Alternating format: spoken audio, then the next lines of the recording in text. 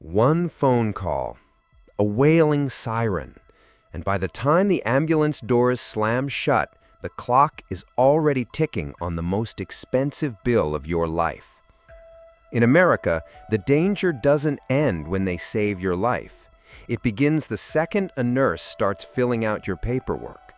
A single emergency can swallow your savings, bury your family in decades of debt, and even reach beyond the grave to haunt your children. They'll tell you the hospital is there to save you, but in the next few minutes, you're going to see exactly when the nightmare begins and why you'll never see it coming. It starts the moment you think you're safe. One night, one trip to the ER, and from the instant those sliding doors hiss shut behind you, the meter is already running.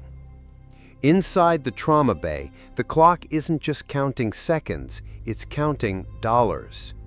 Every action, every dose, every test is fed into a system built not for healing, but for billing. Monitors, IV lines, blood tests, a scan ordered before the family can even ask why.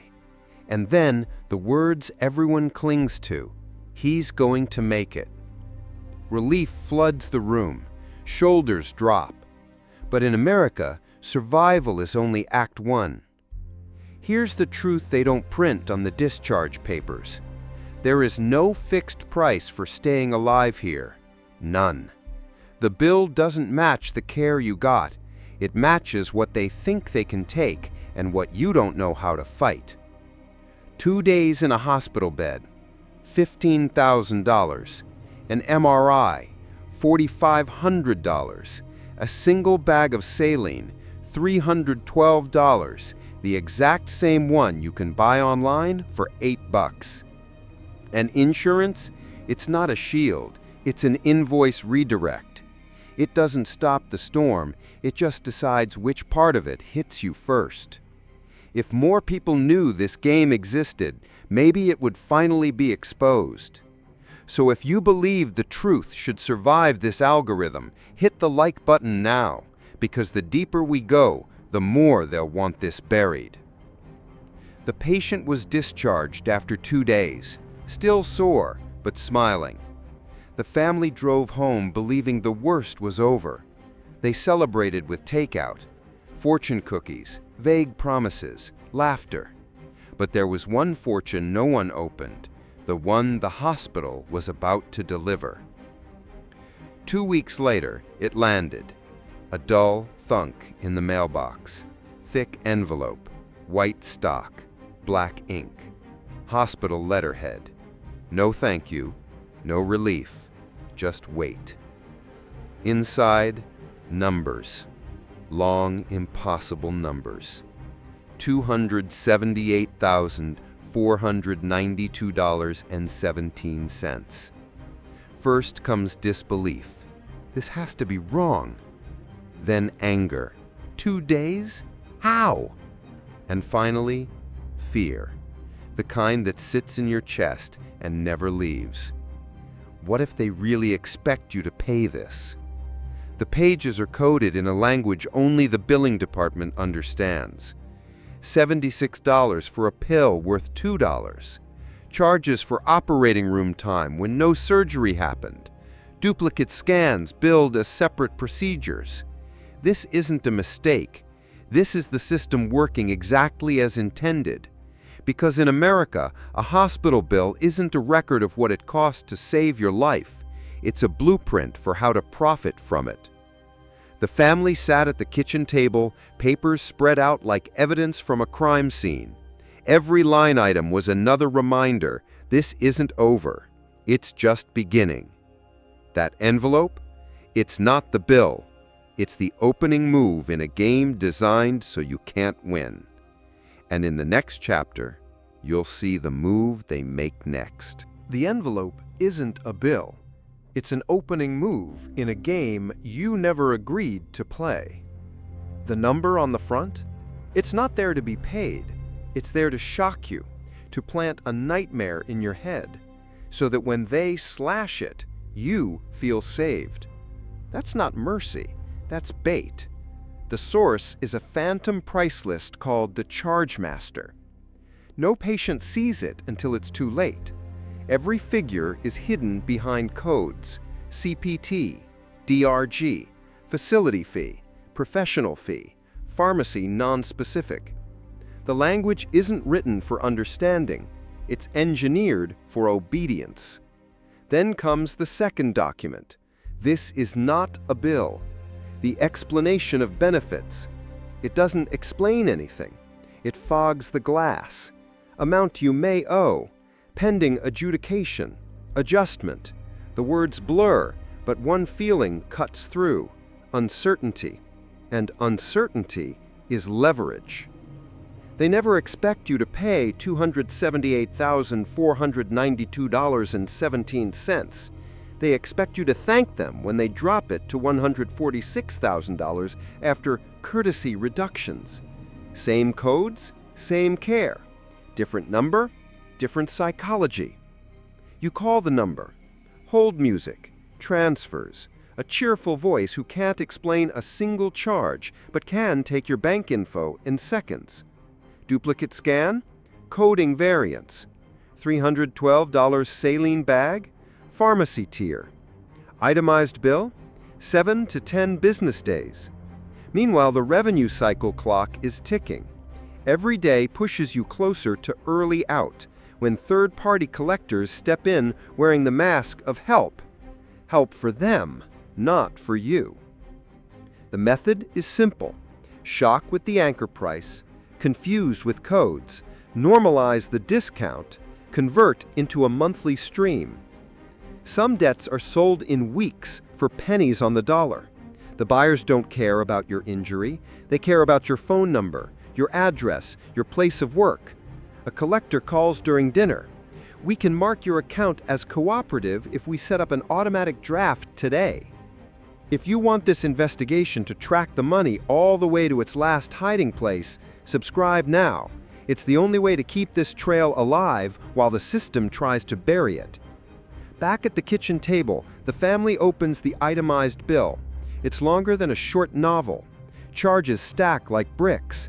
Observation level 2. Room charge semi-private. Supplies sterile. OR time without surgery. Procedure room. 2 identical imaging codes. Separate reads. Request a clinical audit. Submit in writing. They apply for financial assistance. The packet is thicker than the bill. Tax returns, pay stubs, bank statements, a hardship letter. Deadlines shorter than hospital response times. Miss a single field, denied for incomplete documentation. Then comes the plan. Terms that stretch for decades. Interest that compounds. Miss one payment, the full balance is due. Accept the plan, you waive your right to dispute any charge. It's not just an agreement to pay, it's a contract to stay silent. Insurance makes its move. Pre-authorization, not a guarantee of payment. The ER doctor was in network, the radiologist wasn't. The hospital was covered, the lab across the hall wasn't. Same hallway, different universe. Appeals are possible if you can get letters from providers who bill you for writing them. Credit damage arrives without warning. Your score drops. Mortgage rates rise. Job offers vanish after a routine check. None of these letters mention your surgery. They just call you high risk. Some hospitals sue. Some place liens. Some garnish wages. They'll say it's rare until it's yours. A collector offers you a settlement. It feels like rescue. It isn't. The balance shrinks, your options shrink faster, and the stain never fades. The math moves, but the mark stays. Here's what most people never see. Medical debt has a life cycle. Triage, billing, early out, collections, resale, litigation. At every step, someone new takes a cut. The only constant is the balance growing teeth. The envelope wasn't the attack, it was the handshake. And somewhere there's a quieter document still to come, one that decides what happens if you can't pay, or if you never come back. Estate claims, responsible party forms signed when you were too tired to read the fine print, co-signatures buried in admissions paperwork. The debt doesn't just know your name, it learns your bloodline. So the real question isn't how high the number climbs, it's how far it travels. And in the next chapter, you'll see what happens when it survives you. Debt doesn't sleep. It moves. It grows. And when you can't kill it, it learns how to outlive you. Medical debt in America isn't just a bill. It's an asset. Traded, repackaged, resold like contraband. To the system, it's not your problem. It's their product. The moment a hospital hands your account to collections, the number changes meaning. It's no longer about what you owe. It's about what they can make. A $50,000 balance might be sold for $5,000.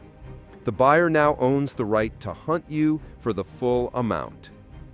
Every payment you make, every drop of interest, is pure profit. Debt portfolios move in bulk. Thousands of lives stacked in a spreadsheet, worth millions on paper. The prime accounts? People who pay on time. The workable accounts? People who resist but break eventually. The rest? Charge-offs. Not worthless, just sold into a different market. When a collector squeezes your case dry, it doesn't disappear.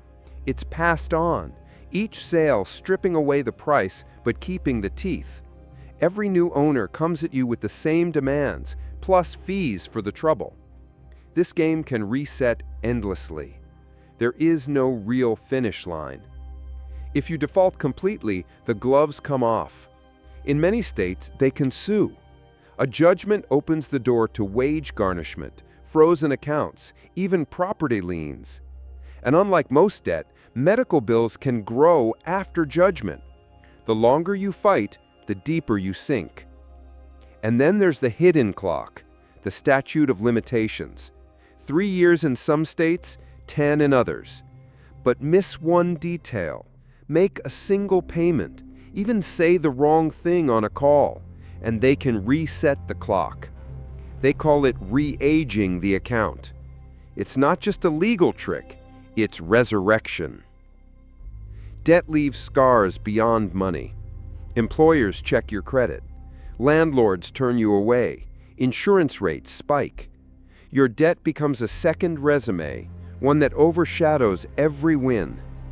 And it doesn't always die with you.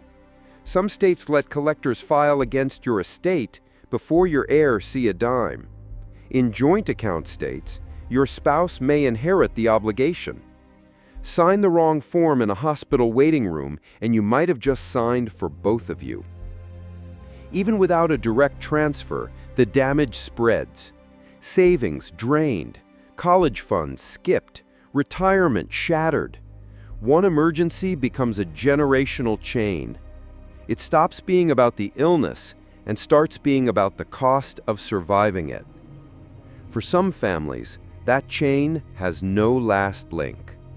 Because in this game, the debt survives the patient. Debt is supposed to die when you do, but here it can walk right past your grave. In certain states, creditors have a direct path to your estate. Before your children see a cent, the hospital or the collector files their claim. Assets liquidated, homes sold, accounts emptied. In joint account states, your spouse may inherit the balance instantly. In others, a single rushed signature on responsible party paperwork transfers the weight without a word. The clause is buried deep, signed in moments when no one is thinking about contracts. If there's no estate, no spouse, no co-signer, it's written off, but the ripples remain. Shared accounts, old loans, mistaken identity. Your debt can still stain the people you leave behind. Generational debt isn't always a legal handoff. Sometimes it's an economic inheritance. A parent drains retirement to make payments. A grandparent mortgages their home. These choices echo forward.